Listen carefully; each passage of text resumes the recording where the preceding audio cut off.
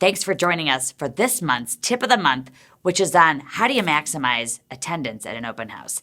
And, I can tell you from experience that the open house can be and should be your most profitable and most productive 2 to 3 hours of your week if you properly plan, choose the right property, and then drive traffic to the open house. So how do you drive traffic to the open house and get the most exposure? Well, you post it on Facebook and send out a Facebook ad, and you will get a lot of traffic at that open house.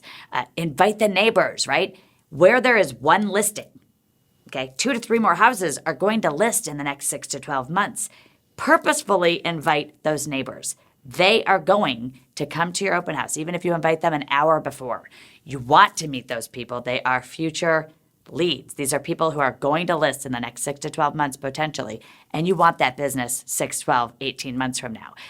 Other ways that you can maximize your open house is to send target postcards out to the move-up buyer. I would also maximize your email database and send emails out to your entire database, letting them know that you're holding that house open.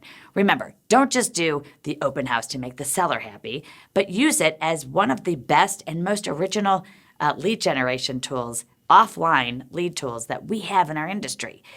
If you're just doing the open house to make the seller happy, then you're going to get probably a negative outcome. If you're there to maximize that house and learn how to create more relationships with more people and put more people on your goldmine pipeline, you'll be making it the best 2 to 3 hours and the most profitable 2 to 3 hours of your week. I'm Sherri Johnson. Thanks for joining us on this month's Tip of the Month. I'll see you next month. You rock.